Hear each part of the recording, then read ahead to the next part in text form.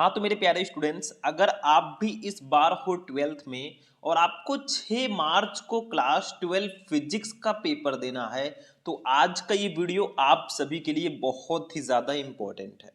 देखो student, physics का paper, physics एक ऐसा सब्जेक्ट है जिसको बहुत सारे स्टूडेंट लेकर डरते हैं कि सर फिजिक्स में हमारा क्या होगा, हमें फिजिक्स में कुछ नहीं आता। और कभी कभी तो ऐसे कमेंट्स मेरे पास आए हैं कि सर मैं कहीं फिजिक्स में फेल ना हो जाऊं। तो फेल आप हो ही नहीं सकते जब तक हम आपके साथ हैं, क्योंकि आज मैं आपके लिए 6 मार्च फिजिक्स के पेपर के 7 ऐसे मोस्ट इंपॉर्टेंट क्वेश्चंस को बताने वाला हूं जो आपके बोर्ड एग्जाम में लगभग हर साल आते हैं। देखो ये पार्ट 2 वीडियो है, पार्ट 1 वीडियो मैंने पहले ही आपको प्रोवाइड करा रखा है। ऐसे ही हम पूरे फिजिक्स को कवर करेंगे। देखो सबसे फर्स्ट क्वेश्चन आप खुद ही देख लीजिए कितना ज्यादा इंपॉर्टेंट है, ठीक है। इसके बाद में देखिए सेकंड क्वेश्चन हम इसको पढ़ेंगे जो बहुत ही ज्यादा इंपॉर्टेंट है, कई बार एग्जाम में आ चुका है। फिजिक्स में भी ऐसे बहुत सारे क्वेश्चन है जो रिपीटेड होते हैं, ठीक है। तीसरा क्वेश्चन हमारा ये है, देखो बहुत ज्यादा इंपॉर्टेंट है, कितनी बार आपके एग्जाम में आया है। फोर्थ क्वेश्चन आपका ये है, सबसे स्पेशल क्वेश्चन है, किरचॉफ का धारा नियम, ये आपका 5th नंबर क्वेश्चन है। 6 नंबर क्वेश्चन आपका ये है। और 7 नंबर पे मैंने एक ऐसे क्वेश्चन को रखा है जो भैया लघु उत्तरीय प्रश्नों में और विस्तृत उत्तरीय प्रश्नों में भी पूछे जाते हैं। तो इस वीडियो को लास्ट तक जरूर देखना, क्योंकि इसमें जो क्वेश्चंस है ना, अगर इन क्वेश्चंस को आपने तैयार कर लिया तो आपके 10 से 15 नंबर तो कहीं नहीं जाने वाले। तो चलिए आज के इस वीडियो को स्टार्ट करते हैं। सबसे पहले इस वीडियो को लाइक करना, चैनल पर नए चैनल को भी सब्सक्राइब कर लेना। तो 7 ऐसे महत्वपूर्ण प्रश्न पढ़ेंगे जो 2 और 3 नंबर में आते हैं, और एक क्वेश्चन है जो 5 नंबर में पूछा जाता है। बस इन 7 प्रश्नों को पढ़ लो, हर साल बोर्ड एग्जाम में आते हैं, रिपीटेड क्वेश्चंस हैं, ठीक है। इससे बाहर कुछ नहीं आने वाला। तो हमारी जो ये सीरीज है ना, इसके एक एक क्वेश्चन को हम डिस्कस करते हुए चलेंगे। तो चलिए सबसे पहले हम अपने फर्स्ट क्वेश्चन को डिस्कस करते हैं। ध्यान से समझना, जितने भी क्वेश्चन मैं लेकर आया हूं सारे के सारे टॉप रेटेड क्वेश्चन हैं। देखो फर्स्ट क्वेश्चन क्या है, एक एक क्वेश्चन हम इस अपने सीरीज की कंप्लीट करेंगे। आज क्लास लंबी हो जाएगी, कुछ बड़ा करना है तो कुछ बड़ा देखना पड़ेगा। देखो, वैद्युत विभव की परिभाषा दीजिए तथा इसकी विमा लिखिए। मतलब विद्युत विभव क्या होता है, इसकी परिभाषा और इसकी विमा आपको बतानी है। तो देखो विद्युत विभव क्या होता है, ध्यान से समझना। इसका पार्ट 1 वीडियो मैंने प्रोवाइड करा दिया था पहले ही। देखो वैद्युत क्षेत्र में किसी बिंदु पर वैद्युत विभव परीक्षण आवेश प्लस क्यू नॉट को अनंत से उस बिंदु तक लाने में किए गए कार्य W तथा परीक्षण आवेश के मान की निष्पत्ति के बराबर होता है। मतलब किसी परीक्षण आवेश को अनंत से किसी बिंदु पर लाने में किया गया कार्य जो W है तथा परीक्षण आवेश जो Q नॉट है, इसी के अनुपात को ही हम विद्युत विभव कहते हैं। छोटा सा हम समझते हैं। देखो मान लो आपका ये यहां पे मान लो, चलो यहां पे मान लेते हैं हम लोग, यहां पे अनंत है, ठीक है। मतलब ये अनंत है और अनंत पर एक आवेश हमारा रखा है प्लस क्यू नॉट, ठीक है।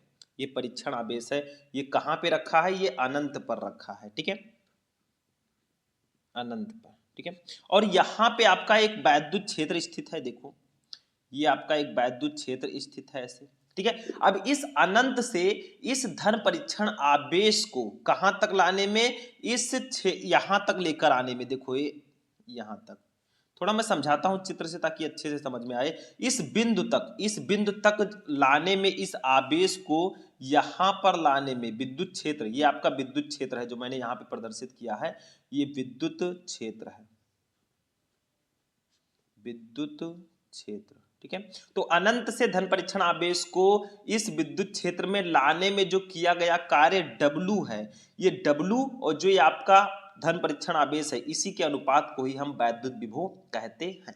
समझ में आया? मतलब अनंत से किसी धन परीक्षण आवेश को लाने में किए गए कार्य तथा उस परीक्षण आवेश के अनुपात को ही हम विद्युत विभव कहते हैं। देखो विभव को हम लोग V से प्रदर्शित करते हैं, आप लोग लिख दीजिएगा वैद्युत विभव को, वैद्युत विभव को V से प्रदर्शित करते हैं। ये तो आपको पता ही होगा, V से प्रदर्शित करते हैं, प्रदर्शित करते हैं, ठीक है। विद्युत विभव को हम लोग V से प्रदर्शित करते हैं। अब V का फॉर्मूला क्या होगा, थोड़ा सा मैं एक्सप्लेन करके आपको बताता हूं, थोड़ा सा लिखकर समझाता हूं। देखो यदि धन परीक्षण यदि धन परीक्षण आवेश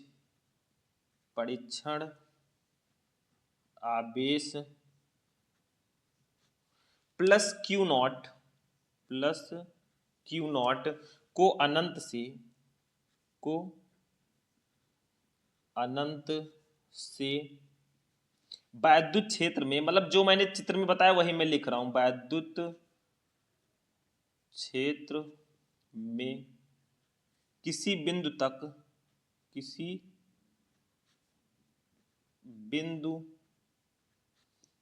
तक लाने में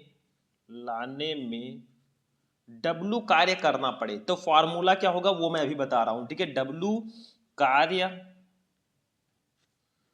करना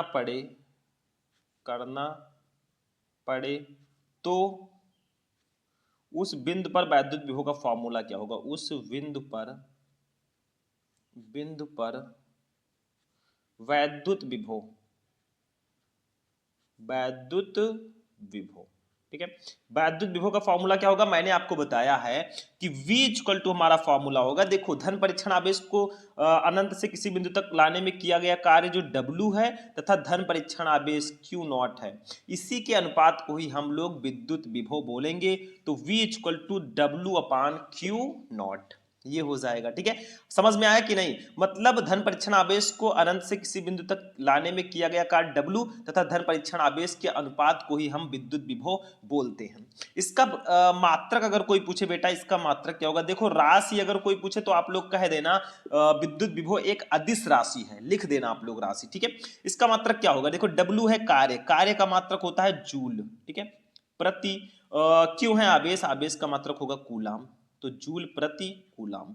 या विद्युत विभव का एक और मात्रक होता है, शायद आपको पता होगा, वोल्ट को कैसे भूल सकते हैं, ये मात्रक बहुत ज्यादा स्पेशल है आप सभी के लिए, ठीक है। तो इसके दो मात्रक होते हैं, एक तो आपका जूल प्रति कूलाम होगा आपके फॉर्मूले के अकॉर्डिंग, और एक आपका वोल्ट होगा, ठीक है। तो ये इसका मात्रक हो जाएगा। अगर विमा की हम लोग बात करें, विमा भी पूछा जाता है कभी कभी, देखो अगर जानकारी रखो तो सारी की सारी रखो, क्योंकि ये लघु उत्तरीय में आए, अति लघु उत्तरीय में आए, किसी में आ जाए आप आसानी से लिख दो। विमा होगी ml2 t के पावर -3 a के पावर -1, ये इसकी विमा हो जाएगी। इसको निकालेंगे कैसे वो भी मैं बता देता हूं। तो पहले इतना समझ में आया आपको कि विद्युत विभव क्या होता है, ये मैंने बता दिया। विद्युत विभव का मैंने फॉर्मूला बताया आपको, जूल प्रति कूलाम, ठीक है, जो भी है, या वोल्ट आप लोग कह सकते हैं, ये फॉर्मूला मैंने बताया। चलिए इसके बीमा को थोड़ा सा निकालना हम लोग सीख लेते हैं, अगर आप लोग चाहें तो इसके बीमा को आप लोग निकाल लेते हैं, ठीक है। देखो मैंने बताया V इक्वल टू होता है W अपान Q नॉट, ठीक है। अब देखो ये फॉर्मूला आपका होता है, बहुत प्यारा सा फॉर्मूला है। अब यहां से अगर हम बीमा, हमें V की निकालनी है, V की बीमा अगर हम लोग निकालेंगे तो W की बीमा हमें पता होनी चाहिए, ठीक है। W की बीमा होती है ml2 t के पावर -2, ठीक है, अपान Q की बीमा होती है 80, ये तो आपको पता ही है, ठीक है, 80 होता है। अब क्या करेंगे, इसको ऊपर ले जाएंगे मेरे भाई, तो ये हो जाएगा ml2 t के पावर -2, 80 को ऊपर ले जाएंगे तो ये हमारा होगा a-1 और t-1, ठीक है, इस तरह हो जाएगा। फिर हम लोग क्या करेंगे, ध्यान से समझो यहाँ पे, ml2 t के पावर -2 है या -1 है, तो माइनस माइनस प्लस हो जाएगा, तो t के पावर -3 हो जाएगा, और a के पावर -1 रहेगा। बस यही तो मैंने बताया था v की बीमा, यही तो मैंने बताया था, तो मैंने यहाँ पे निकालना भी आपको सिखा दिया v की बीमा, ठीक है। तो इस तरह से हम विद्युत विभव की बीमा आसानी से निकाल सकते हैं। इसको आप ब्रैकेट में कर दीजिएगा, क्योंकि बीमा को हम हमेशा ब्रैकेट में ही रखते हैं, ठीक है। तो ये हमारा बीमा हो जाएगा, जो मैंने यहाँ पे बताया था, ml2 t के पावर -3 a के पावर -1। तो फर्स्ट क्वेश्चन हमारा हो चुका है मेरे भाई, आई होप कि आपको पूरा समझ में आ चुका होगा। इसमें कुछ था नहीं विद्युत विभव में, विद्युत विभव जो टॉपिक है काफी ज्यादा इंपॉर्टेंट है, तो इसका हमारा कंप्लीट हो चुका है। अब हम चलेंगे अपने सीरीज के दूसरे क्वेश्चन पे। आप लोग अगर देखेंगे तो दूसरा क्वेश्चन जो हमारा है, ये हमारे सेकंड चैप्टर का ही एक न्यूमेरिकल है।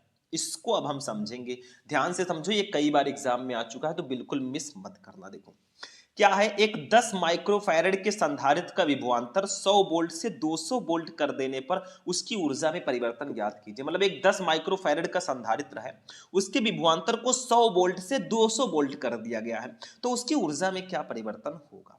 तो क्या करना है मेरे भाई, हमें धारिता दी गई है सी, कितना दिया गया है 10 माइक्रोफैरड, 10 माइक्रोफैरड, इसको पहले फैरड में बदलेंगे तो माइक्रोफैरड को फैरड में बदलोगे तो 10 इंटू 10⁻⁻6 फैरड आ जाएगा। समझ में आया। फिर हमें विभवांतर दिया गया है V1, पहले दिया गया है, देखो इसको V1 मान लेते हैं, इसको V2 मान लेते हैं, तो V1 जो हमारा है ये 100 वोल्ट है, 100 वोल्ट, ठीक है। फिर V2 हमारा है बेटा 200 वोल्ट, कितना है, देखो 100 से 200 हो रहा है तो V1 V2 ऐसे मान लेंगे 200 वोल्ट। हमें निकालना है ऊर्जा में परिवर्तन। अब ऊर्जा में परिवर्तन को हम लोग डेल्टा U से प्रदर्शित करेंगे, ये हमें निकालना है। तो आप लोग डायरेक्टली लिखो मेरे भाई, ऊर्जा में परिवर्तन, ऊर्जा में परिवर्तन जो होगा वो हम लोग एक फॉर्मूला लगाएंगे, वो फॉर्मूला कुछ डेल्टा U इक्वल टू हमारा फॉर्मूला होगा 1/2, ठीक है, C, और यहाँ पे आपका ब्रैकेट में रहेगा V2 square minus V1 square, ठीक है। ये फॉर्मूला हो जाएगा ऊर्जा में परिवर्तन निकालने का, ठीक है, ये फॉर्मूला होगा। अब इसी पे हम लोग वैल्यू को पुट आउट कर देंगे, देखो यहीं पे पहले पुट कर देते हैं, तो डेल्टा U इक्वल टू होगा 1/2 गुड़े सी की वैल्यू है देखो ऊपर 10 गुड़े 10⁻⁻6, ठीक है, इंटू सॉरी यहाँ पे हाँ ब्रैकेट में आपको लिखना है V2 का स्क्वायर, V2 है 200, 200 का हम लोग स्क्वायर कर देंगे, और माइनस V1 की वैल्यू है 100, 100 का स्क्वायर कर देंगे भाई, ठीक है, ऐसे कर देंगे। समझ में आ रहा है। अब देखो क्या करें, इसको कट कर दो, 2 1 जा 2, 2 5 जा 10, ये हमने कर दिया, ठीक है। तो डेल्टा U इक्वल टू हमारा आ गया 5 इंटू 10⁻⁻6 इंटू, देखो 200 का स्क्वायर करोगे अगर आप लोग, तो 200 का स्क्वायर करेंगे तो कितना आएगा, 40,000 आ जाएगा, और 100 का स्क्वायर करेंगे तो 10,000 आ जाएगा, ठीक है। बस इसी को घटा दो, बस काम हो जाएगा। तो डेल्टा U इक्वल टू होगा 5 इंटू 10⁻⁻6 इंटू 40,000 में से 10,000 घटाओगे तो 30,000 आपका बचेगा, 30,000 कुछ ऐसे, ठीक है। अब डेल्टा U इक्वल टू हमारा हो जाएगा, देखो 5 इंटू 10⁻⁻6 है, 30,000 को हम लिख सकते हैं 3 इंटू जितना जीरो है 10⁻4, ऐसे लिख सकते हैं, ठीक है। हो गया मेरे भाई। तो डेल्टा U इक्वल टू हमारा हो जाएगा 5 का 3 से गुणा होगा तो 15 होगा, इंटू 10⁻⁻6 है, ये +4 है, 6 में प्लस माइनस माइनस 6 में से 4 जाएगा तो 10⁻⁻2 बचेगा। और इतना जूल भी आप आंसर लिख सकते हो, ये भी आंसर हो सकता है, लेकिन इसको थोड़ा सा अगर आप लोग इंप्रूव करके लिखोगे ना तो और अच्छे से लिख सकते हो। डेल्टा U इक्वल टू देखो 15 अपान, देखो इस 10⁻⁻2 को नीचे ले जाओ तो 10⁻+2 हो जाएगा, तो ये होगा 15 अपान 10⁻2 का मतलब 100 हो जाएगा। अब भैया 15 को 100 से डिवाइड कर दोगे तो आपका एक और आंसर निकल कर आएगा, delta U equal to 0.15 joule, ठीक है, ये भी हमारा आंसर निकल कर आ जाएगा। तो आप दोनों तरह से लिख सकते हो, चाहे ये आंसर लिखो चाहे ये लिखो, दोनों सेम ही है। समझ में आया, इसमें कुछ करना नहीं था, हमें धारिता दी गई थी मेरे भाई C की वैल्यू, ठीक है, हमने लिखा था, फिर V1 V2 दिया गया था, फिर ऊर्जा में परिवर्तन निकालना है, तो delta U equal to 1/2C V2 square minus V1 square, हमने वैल्यूज को रख दिया और हमारा फाइनली यहाँ पे आंसर आ गया। तो इसमें भी कुछ खास नहीं है, बहुत सिंपल सा है, सिंपल सी चीजें हैं, समझने का प्रयास करो, बाकी हम आपके साथ हैं, नो टेंशन जब तक हैं हम। चलो ये भी क्वेश्चन समझ में आ गया। अब हमारे लिस्ट में एक ऐसा क्वेश्चन ऐड हुआ है जो भैया ऐड होना ही चाहिए था, ये थर्ड क्वेश्चन है, कई बार एग्जाम में आया है और हमेशा आता रहता है, तो इसको तो जानना बेहद ज्यादा जरूरी है, ठीक है। तो चलिए इसको भी देखते हैं, एक एक को ध्यान से समझो, काम हो जाएगा, ठीक है। ये क्वेश्चन बहुत इंपॉर्टेंट है।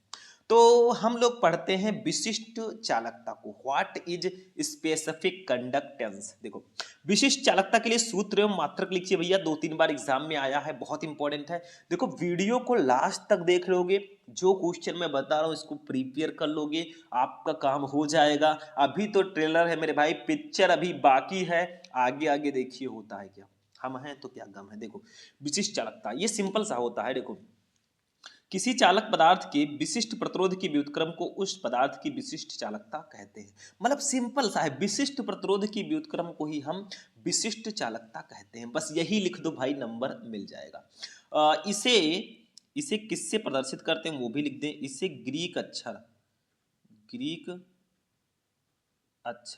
ठीक है, इसे ग्रीक अक्षर एक है कप्पा, आपने नाम तो सुना ही होगा, कुछ ऐसे बनता है, इसको बोलते हैं कप्पा। ग्रीक अक्षर कप्पा से प्रदर्शित करते हैं, से प्रदर्शित करते कप्पा से प्रदर्शित करते हैं। अब चूंकि बताया गया आपको, फॉर्मूला मैं थोड़ा सा बता देता हूं। देखो कप्पा इक्वल टू क्या होगा, कप्पा इक्वल टू क्या होगा, 1/ρ होगा, 1/ρ, क्योंकि विशिष्ट प्रतिरोध की व्युत्क्रम को ही हम विशिष्ट चालकता बोलते हैं। तो कप्पा इक्वल टू 1/ρ इसका फॉर्मूला हो जाएगा। अब आप कहेंगे सर जी रो क्या है, रो है मेरे भाई विशिष्ट प्रतिरोध, विशिष्ट प्रतिरोध, स्पेसिफिक रेसिस्टेंस। और देखो विशिष्ट प्रतिरोध की व्युत्क्रम को ही हम विशिष्ट चालकता कहते हैं। तो कप्पा इक्वल टू 1/ρ। अगर इसका मात्रक हम लोग निकालें भैया, आप लोग कहेंगे सर जी कप्पा का मात्रक क्या होगा, तो कप्पा का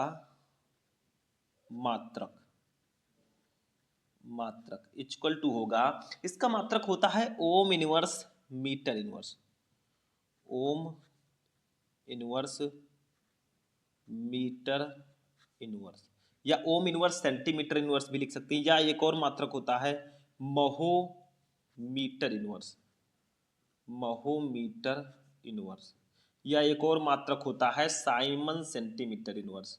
सबको याद रखो, साइमन मीटर इनवर्स या साइमन सेंटीमीटर इनवर्स भी लिख सकते हो, सेंटीमीटर इनवर्स। ये सब कप्पा का मात्रक होता है। अब आप कहेंगे सर जी कैसे निकालेंगे, तो देखो मैं यहाँ पे ट्रेलर आपको बता देता हूँ। देखो चूंकि होता है कप्पा इक्वल टू होता है 1/ρ होता है, और यहाँ पे जो रो है विशिष्ट प्रतिरोध जो है, देखो मैं इसको रफ कार्य के लिए बता रहा हूँ। तो रो इक्वल टू हमारा होता है RA/L। इतना आपको डीपली नहीं जाना, लेकिन समझा तो दूं कहाँ से आया। तो रो का मात्रक क्या होगा, देखो R है प्रतिरोध, प्रतिरोध का मात्रक होगा ओम, ठीक है। ए है क्षेत्रफल, क्षेत्रफल का मात्रक होगा मीटर स्क्वायर। एल है लंबाई, लंबाई का मात्रक होगा मीटर, ठीक है। तो मीटर स्क्वायर से मीटर कैंसिल हो गया, तो रो का जो मात्रक आया मेरे भाई, रो का वो ओम मीटर आया। क्या आया, ओम मीटर इसका मात्रक आ गया, ठीक है। अब आप लोग खुद ही सोचो, क्योंकि कप्पा इक्वल टू 1/ρ होता है, तो कप्पा का मात्रक क्या होगा, आप कप्पा इक्वल टू होता है 1/ρ। अब रो का मात्रक आया ओम मीटर, ओम मीटर। तो कप्पा का अगर आपको मात्रक निकालना है तो क्या करो, ओम मीटर को ऊपर लेकर चले जाओ।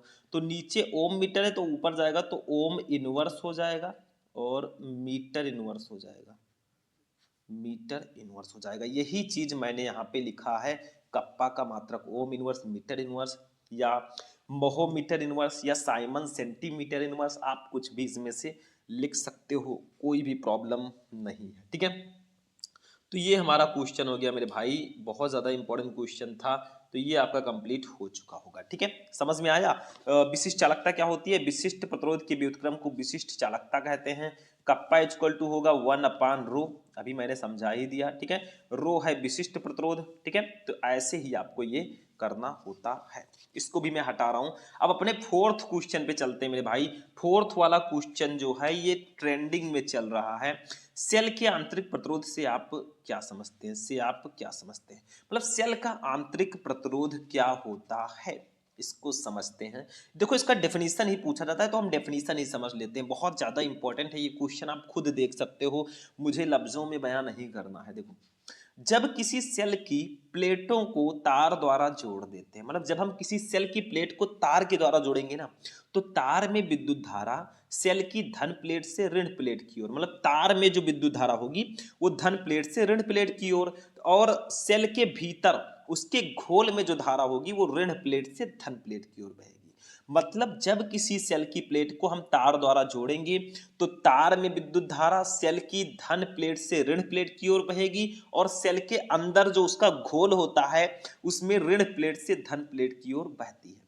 इस प्रकार सेल की दोनों प्लेटों के बीच सेल के भीतर विद्युत धारा के प्रवाह में घोल द्वारा उत्पन्न अवरोध को सेल का आंतरिक प्रतिरोध कहते हैं। और इस प्रकार जब सेल की दोनों प्लेटों के बीच सेल के अंदर जो विद्युत धारा के प्रवाह में जो उसके घोल के द्वारा उत्पन्न अवरोध होगा या रुकावट होगा, उसी को सेल का आंतरिक प्रतिरोध कहते हैं। ये आपको याद करना होगा, समझना होगा, ठीक है। इसका कोई ट्रिक नहीं है कि मैं बता दूंगा बस हो जाएगा। समझ में आया? तो जब किसी सेल की प्लेट को हम तार द्वारा जोड़ेंगे तो तार में विद्युत धारा धन प्लेट से ऋण प्लेट की ओर बहेगी और सेल के अंदर जो उसके घोल में जो विद्युत धारा है वो ऋण प्लेट से धन प्लेट की ओर बहेगी। और जब विद्युत धारा बहती है तो उसके घोल के द्वारा जो विद्युत धारा के प्रवाह में उत्पन्न अवरोध होता है, उसी को ही हम सेल का आंतरिक प्रतिरोध कहते हैं, इंटरनल रेसिस्टेंस। ठीक है, समझ में आ गया? कुछ खास इसमें नहीं है। ये क्वेश्चन आपका बिल्कुल कंप्लीट है। 5 नंबर क्वेश्चन पे चलेंगे। क्वेश्चन बहुत इंपॉर्टेंट है। क्वेश्चन क्या है मेरे भाई कि किरचॉफ का धारा नियम लिखिए। ये अति लघु उत्तरीय प्रश्नों में भी आता है और लघु उत्तरीय प्रश्नों में भी ये आता है। ठीक है, तो किरचॉफ का धारा नियम क्या है? देखो, किरचॉफ का धारा नियम किसी दिष्ट धारा वैद्युत परिपथ की किसी भी संधि पर मिलने वाली समस्त धाराओं का बीजगणितीय योग शून्य होता है। मतलब किसी भी विद्युत परिपथ की किसी भी संधि पर मिलने वाली समस्त धाराओं का बीजगणितीय योग जो होगा वो शून्य होगा। अब एक चीज मैं आपको बता दूं, थोड़ा ज्यादा इंपॉर्टेंट है, जाने रहोगे तो ठीक ही रहेगा। ठीक है, किरचॉफ का धारा नियम, इसको हम आगे भी अभी पढ़ेंगे क्योंकि किरचॉफ का नियम हमने इस वीडियो में लिया है, दोनों नियम। ये तो पहला नियम है धारा नियम, ठीक है, दोनों नियम हम पढ़ेंगे अभी कुछ देर बाद, लेकिन यहाँ पे हम समझते हुए चलते हैं। तो किसी दिष्ट धारा वैद्युत परिपथ की किसी भी संध पर मिलने वाली समस्त धाराओं का बीजगणितीय योग शून्य होगा। ठीक है, चलो इसको हम इस जगह पे समझते हैं, ज्यादा बेटर रहेगा। देखो, ये 7 नंबर जो हमारा क्वेश्चन होगा ना, ये भी किरचॉफ का धारा नियम ही होगा। तो किरचॉफ का पहला नियम, इसको हम संधि का नियम भी बोलते हैं और धारा नियम भी बोलते हैं। यही क्वेश्चन ये भी है, सेम क्वेश्चन है। ठीक है, तो अभी मैं यहीं पे बता देता हूं, आपका ये भी टॉपिक क्लियर हो जाएगा, ये भी क्वेश्चन क्लियर हो जाएगा। तो देखो, किरचॉफ का पहला नियम या धारा नियम क्या है? किसी परिपथ के किसी संधि पर मिलने वाली समस्त धाराओं का बीजगणितीय योग शून्य होता है। तो देखो, यहाँ पे एक संधि है, ये संधि है। ठीक है, अब इस पर जो है धाराएं आकर मिल रही हैं। मेरे पास स्केल है, देखिए, तो उसी से हम लोग कर देते हैं। चलो हम ऐसे हाथ से ही कर देंगे। ठीक है, देखो मैंने स्केल से लाइनिंग कर ली है। अब थोड़ा सा समझो, जैसे ये संधि है, संधि को हम नाम दे देते हैं, संधि मान लो O है। इस संधि पर 4-5 धाराएं आकर मिल रही हैं, 5 धारा। देखो, एक आपका I1 है ये, ठीक है, एक आपका I2 है ये, ठीक है, I3 ये है, I4 ये है, I5 ये है। ठीक है, इसको नाम दे देते हैं, इनका नाम है I1 धारा, इनका नाम है I2 धारा, इनका नाम है I3 धारा, इनका नाम है I4 धारा और इनका नाम है I5 धारा। ठीक है, तो कहा गया कि किसी परिपथ की किसी संधि पर जो मिलने वाली समस्त धाराएं होंगी उनका बीजगणितीय योग, इन सब का जो योग होगा वो 0 होगा। अब आपको एक चीज और दिख रहा होगा, चलो मैं लिख देता हूं, बीजगणितीय योग I, समस्त धाराओं का बीजगणितीय योग I जो है वो 0 के बराबर होगा। यही किरचॉफ का धारा नियम या पहला नियम है। ठीक है, अब यहाँ पे ध्यान दो, I1 और I2 को अगर देखोगे तो ये संध की ओर जा रहे हैं। देखो इनका एरो देखो, एरो ये इसकी ओर जा रही हैं।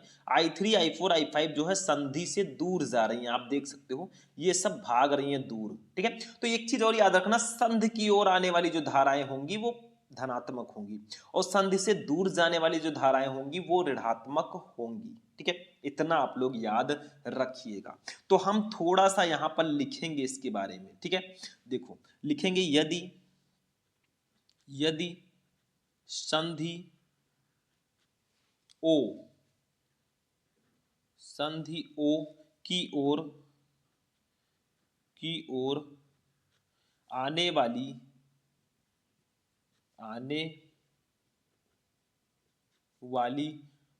धाराएं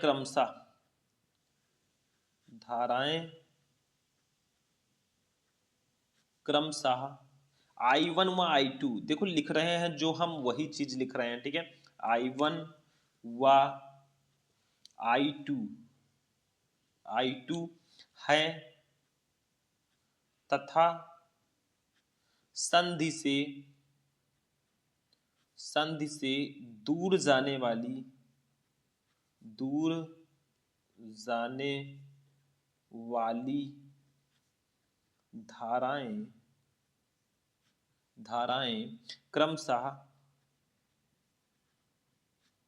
क्रमशः ठीक है। दूर जो जा रही है वो I3 I4 I5 है। I3 I4 व I5 हैं तो संधि नियम से संधि नियम से अब संधि नियम से बताया गया कि समस्त धाराओं का बीजगणितीय योग शून्य होगा, तो सबको जोड़ के उसका योग शून्य कर देते हैं। तो यहाँ पे I1 प्लस I2 ठीक है, -I3 -I4 -I5 इन सब का जो योग होगा वो 0 होगा। अब आप कहेंगे सर जी यहाँ पे माइनस आपने क्यों लगाया है? तो भैया देखो यहाँ पे प्लस ही मैं लगा रहा हूं, मतलब सबका योग मैं कर रहा हूं, लेकिन प्लस माइनस क्योंकि ये निगेटिव होगा I3 I4 I5 तो प्लस माइनस माइनस हो जाएगा। ठीक है, तो ये सबका योग 0 होता है। ठीक है, अब इसको थोड़ा इंप्रूव करके अगर हम लोग लिखें तो I1 प्लस I2 ठीक है, इसको इधर रहने देते हैं। बाकी जो हमारा I3 है प्लस I4 है और प्लस I5 है, इसको मैं इस साइड में कर देता हूं। देखो इधर निगेटिव है तो इधर आएगा तो पॉजिटिव हो जाएगा और यही धारा नियम का फॉर्मूला हो जाएगा। तो किरचॉफ का धारा नियम या किरचॉफ का पहला नियम आपको समझ में आ गया मेरे स्टूडेंट? आना चाहिए। देखो किसी परिपथ के किसी संधि पर मिलने वाली समस्त धाराओं का बीजगणितीय योग शून्य होगा, तो sigma I equal to 0, sigma है बीजगणितीय योग। ठीक है, अब देखो यहाँ पे I1 I2 I3 I4 I5 5 धाराएं हैं, सब ओपन मिल रही हैं। ठीक है, तो कोई I1 I2 धारा संधि की ओर जा रही है, I3 I4 I5 संधि से दूर जा रही है, तो संधि की ओर आने वाली धाराओं को हम पॉजिटिव लेंगे, जो दूर जाएंगे उसको निगेटिव लेंगे। तो हमने I1 I2 को पॉजिटिव लिया, बाकी I3 I4 I5 को निगेटिव ले लिया, इधर ले आए, हो गया। अब एक दो नोट आप लोग लिख देना, मैं बोल रहा हूं बहुत प्यार से और इसको लिख लेना। देखो किरचॉफ का जो पहला नियम है वो आवेश संरक्षण के सिद्धांत पर आधारित है। कोई पूछे भैया किरचॉफ का पहला नियम किसके संरक्षण पर आधारित है, तो लिख दो, मैं लिख देता हूं यहाँ पे, नोट करके आप लोग लिख देना। किरचॉफ का पहला नियम या प्रथम नियम आवेश संरक्षण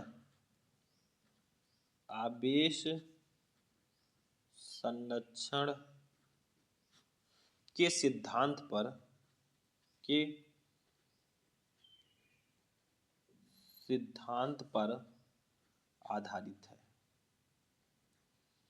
आधारित है। मतलब किरचॉफ का जो पहला नियम है या प्रथम नियम जो है वो आवेश संरक्षण के सिद्धांत पर आधारित है। एक नोट और लिख लेना कि संधि की ओर आने वाली धाराएं धनात्मक तथा संधि से दूर जाने वाली धाराएं ऋणात्मक होती हैं।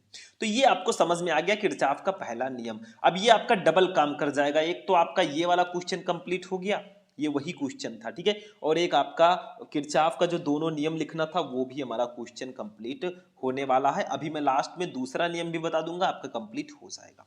एक क्वेश्चन हमारा नेक्स्ट वाला देखो, ये हमारा 6 नंबर क्वेश्चन है, काफी ज्यादा इंपॉर्टेंट है, लघु उत्तरीय प्रश्नों में अक्सर आता है कि धारा घनत्व से आप क्या समझते हैं। इसका मात्रक MK80 पद्धति में तथा बीमा सूत्र लिखिए भैया, 2 बार एग्जाम में आ चुका है, इस बार भी चांसेस है। तो धारा घनत्व को हम करंट डेंसिटी बोलते हैं इंग्लिश में। तो धारा घनत्व क्या होता है, किसी चालक बिंदु पर प्रति एकांक क्षेत्रफल से अभिलंबवत गुजरने वाली धारा को उस बिंदु पर धारा घनत्व कहते हैं, इसे J से प्रदर्शित करते हैं। मतलब किसी चालक बिंदु पर प्रति एकांक क्षेत्रफल A से अभिलंबवत गुजरने वाली धारा को उस बिंदु पर धारा घनत्व कहते हैं, इसे J से प्रदर्शित करते हैं। यदि किसी चालक में प्रवाहित धारा मान लो I है तथा चालक के अनुप्रस्थ क्षेत्रफल A है, इस पर एक समान रूप से वितरित हो, तो उस क्षेत्रफल के लिए किसी बिंदु पर जो धारा घनत्व का फॉर्मूला होगा वो होगा J equal to I upon A। J equal to हो जाएगा I अपान A और यही हमारा फॉर्मूला हो जाएगा। ठीक है, मतलब क्या कहा गया था, किसी चालक बिंदु पर प्रति एकांक क्षेत्रफल A से अभिलंबवत गुजरने वाली धारा I को ही हम धारा घनत्व कहते हैं, तो J equal to I upon A हो जाएगा। ठीक है, इसका अगर यूनिट निकाला जाए, मात्रक मान लो निकाला जाए मेरे भाई, तो मात्रक के लिए कुछ नहीं करना है। इसका मात्रक क्या होगा, देखो I है धारा, धारा का मात्रक एम्पियर होता है, एम्पियर प्रति, ए है क्षेत्रफल, क्षेत्रफल का मात्रक होगा मीटर स्क्वायर, ठीक है, मीटर स्क्वायर, ठीक है, बस हो गया, ये हो गया मात्रक। विमा की अगर बात करें तो विमा भी निकाल लेते हैं, ठीक है, डायमेंशनल फॉर्मूला भी निकाल लेते हैं। विमा जो होगी इसकी वो मैं डायरेक्टली लिख दूं क्या, लिख दूं डायरेक्टली, कोई दिक्कत तो नहीं है। देखो मैं लिख देता हूं फिर समझाऊंगा भी। m0 l के पावर -2 t के पावर 0 a के पावर 1, ये होगा। या इसी को हम इस प्रकार से भी लिख सकते हैं al-2, ये एक ही चीज है दोनों, ठीक है, दोनों एक ही चीज है। मतलब देखो हम लोग आई की बीमा होगी a और a की बीमा होगी L2, L2 को ऊपर ले जाएंगे तो AL-2 हो जाएगा। इसको इस तरह भी लिख सकते हैं M0 L-2 T0 a के पावर 1। M0 का मतलब कुछ नहीं, मतलब थोड़ा m है, क्योंकि हमें m के ऐसे पद्धति में लिखना है ना, तो हम इस तरह से लिख देंगे, काम खत्म, बस हो गया मेरे भाई, ठीक है, ये बीमा आपकी हो जाएगी। तो समझ में आया, कुछ था नहीं धारा घनत्व में, कुछ भी नहीं है, जो भी मैंने समझाया बस वही है। अब हमारा जो है लास्ट क्वेश्चन आ रहा है मेरे भाई, लास्ट क्वेश्चन 7 नंबर। और 7 नंबर क्वेश्चन जो है इतना ज्यादा इंपॉर्टेंट है कि मैं कैसे बताऊं। देखो ये विद्युत परिपथ के लिए किरचॉफ के नियमों का उल्लेख कीजिए, उनको परिपथ बनाकर समझाइए। किरचॉफ जी ने 2 नियम दिया था। एक तो मैंने आपको बता दिया किरचॉफ का जो पहला नियम है, जिसको संधि का नियम या धारा का नियम बोलते हैं, ये तो मैंने आपको बता दिया अभी अभी, ये पहला नियम है, समझ में आ चुका होगा फर्स्ट वाला नियम। अब दूसरा वाला नियम हम लोग समझते हैं, किरचॉफ जी का जो दूसरा नियम है उसको हम लोग समझते हैं। ये रहा किरचॉफ जी का दूसरा नियम, इसको हम किरचॉफ का द्वितीय नियम बोलते हैं, या बोल्टता का नियम भी बोलते हैं, या हम इसको बंद पास का नियम भी बोलते हैं। मतलब 2-3 नामों से हम इसको जानते हैं, ठीक है। अब बंद पास का नियम क्या है इसको समझना पड़ेगा, क्योंकि मेरे हिसाब से ये काफी ज्यादा इंपॉर्टेंट क्वेश्चन है। दूसरा नियम भी बहुत आता है, तो देखो सिंपल सा है, किसी वैद्युत परिपथ के प्रत्येक बंद पास के विभिन्न भागों में बहने वाली धाराओं तथा उनके संगत प्रतिरोधों के गुणनफल का बीजगणितीय योग उस बंद पास में लगे विद्युत वाहक बलों के बीजगणितीय योग के बराबर होता है। जैसे एक सर्किट मेरे पास है, आप देख सकते हैं, इसमें 2 बंद पास हैं, इसको हम मान लेते हैं बंद पास 1 और इसको मान लेते हैं बंद पास 2। मतलब इसको मान लेते हैं बंद पास 2 और इसको मान लेते हैं बंद पास 1, ठीक है। बंद पास का मतलब क्या होता है समझें थोड़ा सा। देखो इसमें 2 बंद पास हैं, एक आपका ये वाला बंद पास है, देखो एक आपका ये वाला बंद पास हुआ और दूसरा आपका ये वाला बंद पास हुआ, 2 बंद पास हैं। इसमें अगर आप लोग देखोगे तो I1 धारा बह रही है और यहाँ पे प्रतिरोध R1 लगा है, यहाँ पे विद्युत वाहक बल E1 है। इसमें देखो I2 धारा बह रही है, R2 हमारा प्रतिरोध है और विद्युत वाहक बल E2 है, यहाँ पे R3 प्रतिरोध है। तो देखो यहाँ पे क्या होता है, यहाँ से I1 धारा जा रही है ऐसे ऐसे, ठीक है, यहाँ से I2 धारा आई, फिर दोनों मिल गए, I1 यहाँ से आ रही है, I2 यहाँ से आ रही है, दोनों मिले तो I3 का निर्माण हो गया। I3 इक्वल टू क्या होगा, I1 और I2 को जोड़ तो I3 हो गया, ठीक है, इसका निर्माण हो गया। ये प्लस माइनस है आपका टर्मिनल, ठीक है। अब देखो ध्यान से इसको समझो थोड़ा सा, क्या कहा गया है, ध्यान से समझना बहुत इंपॉर्टेंट है। किसी वैद्युत परिपथ के प्रत्येक बंद पास के विभिन्न भागों में बहने वाली धाराओं, ये जो धारा बह रही है तथा उनके संगत प्रतिरोधों, जो इनका संगत प्रतिरोध है, ठीक है, इनके गुणनफल का जो बीजगणितीय योग होगा, मतलब इसका और इसके गुणनफल का जो बीजगणितीय योग होगा उस बंद पास में लगे विद्युत वाहक बलों के बीजगणितीय योग के बराबर होगा। यानी कि इस बंद पास में लगा जो विद्युत वाहक बल है E1 E2, इसके बीजगणितीय योग के बराबर होगा।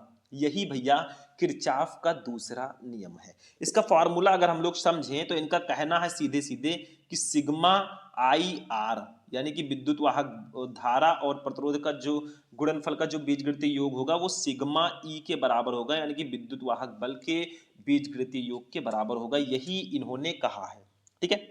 अब एक चीज यहां पे आपको समझना पड़ेगा थोड़ा सा, देखो इसमें 2 बंद पास हैं, अगर आप लोग ध्यान से देखोगे तो इसमें 2 बंद पास हैं, एक आपका ये है और एक आपका ये है, ठीक है, मतलब 2 बंद पास हैं। अगर देखो एक आपका ये वाला बंद पास हो गया और दूसरा आपका ये वाला बंद पास हो गया। तो इस बंद पास में अगर आप लोग देखोगे तो इसमें I1 धारा है, R1 प्रतिरोध है और I2 इसमें धारा है, R2 प्रतिरोध है, क्योंकि इसी बंद पास में ये है, ठीक है। अब देखो इस बंद पास में धारा कैसे बह रही है, जैसे यहां से धारा जा रही है, यहां से जा रही है, यहां पे क्या हुआ है, धारा उल्टा आ रही है। देखो ये अगर यहाँ से निकली थी तो इसको ऐसे जाना चाहिए था, इस प्रकार से। तो यहाँ पे देखोगे तो धारा ये जा रही है, जा रही है, जा रही है पहले बंद पास में, अब इधर जानी चाहिए तो ये इधर आ रही है, यानी कि उल्टा आ रहा है। तो यहाँ पे I2 जो धारा होगी, I2 और R2 का जो गुणनफल होगा उसको निगेटिव लेंगे, क्योंकि यहाँ पे बंद पास में जिस धारा को ऐसे जाना चाहिए था, ऐसे, वो ऐसे ना जाकर, देखो यहाँ से धारा चल रही है, यहाँ पे आई, इसको ऐसे जाना था, इसको तीर को इधर होना था, ये इधर आ रही है, यानी कि उल्टा आ रही है। तो I2 और R2 का गुणनफल हम निगेटिव लेंगे। जबकि दूसरे बंद पास में देखोगे तो ये देखो, ये जा रही है धारा, ये जा रही है, यहाँ पे ये एकदम सीधा जा रही है, ठीक है। तो इसमें हम पॉजिटिव लेंगे, ठीक है। अब हम इसका फॉर्मूला निकालते हैं जिससे हमें न्यूमेरिकल सॉल्व करने में आसानी होगी।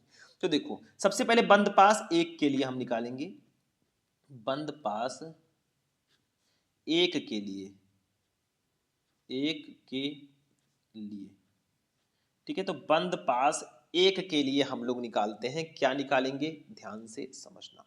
बंद पास एक के लिए अगर कहा जाए तो नियम के अनुसार जो धारा है और उसका संगत प्रतिरोध है, इसका जो गुणनफल का बीजगणितीय योग होगा वो विद्युत वाहक बल के बीजगणितीय योग के बराबर होगा। तो यहाँ पे I1 धारा है और R1 प्रतिरोध है, तो यहाँ पे हम लिख देंगे I1 इंटू R1, इनका जो गुणनफल है। अब यहाँ पे मैंने बताया था कि I2 और I2 और R2 के गुणनफल को हम माइनस में लेंगे, क्योंकि यहाँ पे विपरीत जा रही है, और इसको माइनस में लेंगे तो विद्युत वाहक बल भी माइनस होगा। तो माइनस हो जाएगा I2 इंटू R2, ठीक है, बराबर हो जाएगा, देखो E1 आपका पॉजिटिव रहेगा, E2 भी आपका निगेटिव रहेगा, तो E1 माइनस E2। ये पहले बंद पास के लिए हमारा हो गया, बंद पास एक के लिए, ठीक है। ये वाला हो गया बंद पास एक के लिए। अब बंद पास दो के लिए अगर हम लोग निकालें तो कैसे निकालेंगे, देखो बंद पास दो के लिए, दो के लिए, ठीक है, बंद पास दो के लिए। देखो ये बंद पास एक था आपका, इस बंद पास में क्या क्या था, देखो ये आपका बंद पास वन था, इसमें क्या क्या था, I1 R1, इसका I1 धारा थी, R1 प्रतिरोध था, इसका गुणनफल किया, माइनस I2 इंटू R2, इनका जो बीजगणितीय योग होगा उनके विद्युत वाहक बल के बीजगणितीय योग के बराबर होगा, तो E1 माइनस E2 हो गया। अब दूसरा बंद पास हमारा ये वाला है, ये वाला, इसमें अगर देखें तो I2 इंटू R2 धारा है, तो यहाँ पे लिखेंगे I2 इंटू R2, ठीक है।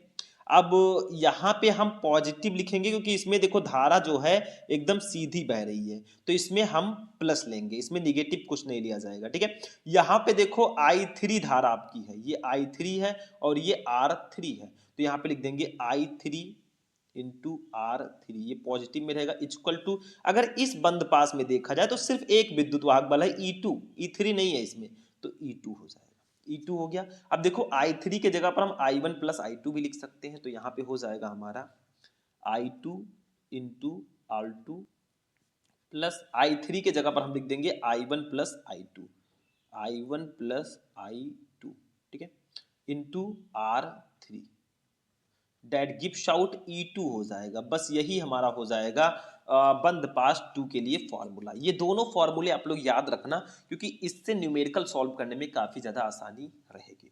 और अगर आपसे कोई पूछे बेटा कि किरचॉफ का दूसरा नियम किसके सिद्धांत पर आधारित है, तो किरचॉफ का दूसरा नियम ऊर्जा संरक्षण के सिद्धांत पर आधारित है। बस हो गया, ठीक है। ये आपका हो जाएगा मेरे स्टूडेंट, प्यारे प्यारे स्टूडेंट्स, आपका काम हो चुका है, ठीक है। तो किरचॉफ का ये द्वितीय नियम या वोल्टता का नियम भी इसको हम बोलते हैं। समझ में आ गया। तो ये आपका हो जाएगा किरचॉफ का दूसरा नियम कि किसी वैद्युत परिपथ के प्रत्येक बंद पास के विभिन्न भागों में बहने वाली धाराओं तथा उनके संगत प्रतिरोधों का गुणनफल का बीजगणितीय योग उस बंद पास में लगे विद्युत वाहक बल के बीजगणितीय योग के बराबर होता है। तो ये आपका एक सर्किट है, इसमें बंद पास 1 है, ये बंद पास 2 है। बंद पास 1 में धारा I1 है, प्रतिरोध R1 है और विद्युत वाहक बल E1 है, और इसी में धारा I2 है, प्रतिरोध R2 है, विद्युत वाहक बल E2 है। तो देखो वो कहा गया कि धारा और प्रतिरोध का जो बीजगणितीय योग होगा विद्युत वाहक बल के बीजगणितीय योग के बराबर होगा। तो बंद पास एक के लिए इस धारा और प्रतिरोध का जो गुणनफल है माइनस इस I2 और R2 का जो गुणनफल है वो उसके विद्युत वाहक बल के बराबर होगा, तो E1 माइनस E2। बंद पास 2 के लिए हमारी धारा I2 और प्रतिरोध R2 था, तो I2 इंटू R2, और धारा I3 इंटू R3 था, हमने कर दिया इक्वल टू विद्युत वाहक बल E2 है, हमने E2 लिख दिया। अब I3 की जगह पर हमने I1 प्लस I2 लिखा, क्यों लिखा? क्योंकि ये I1 यहाँ से आ रही है, यहाँ से ये I2 और यहाँ से I1 दोनों आकर भैया यहाँ पे मिलेंगी और यहाँ पे I3 बन जाएगा। तो I1 plus I2 into R3 that gives out E2। बस ये हमारा हो चुका है। तो आज का जो हमारा मोस्ट इंपॉर्टेंट क्लास है, मैंने आपको 7 ऐसे मोस्ट इंपॉर्टेंट क्वेश्चंस को बताया। देखो ये सारे क्वेश्चन ट्रेंडिंग वाले हैं, आप खुद ही देख सकते हो, सातों के सातों बहुत ज्यादा इंपॉर्टेंट क्वेश्चन है मेरे अकॉर्डिंग, ठीक है। तो आज का जो हमारा ये इंटरेस्टिंग क्लास है भैया, वो यहीं पर फिनिश होगा, ठीक है। देखते हैं अपना, हाँ ये रहा, ठीक है। तो ये हमारा क्लास यहीं पर फिनिश होता है। 6 मार्च को हम भैया आग लगा के आएंगे और इन क्वेश्चंस को तैयार कर लेना। और अगर आप लोग चाहते हैं कि हमारी सीरीज ऐसे ही चलती रहे, पूरे चैप्टर के मैं क्वेश्चन बताऊं, तो बस वीडियो को लाइक करना, चैनल को सब्सक्राइब कर लेना और कमेंट में बताना आपको किस टॉपिक पर वीडियो चाहिए। तो चलिए मिलते हैं नेक्स्ट वीडियो में नेक्स्ट टॉपिक के साथ, तब तक के लिए जय हिंद।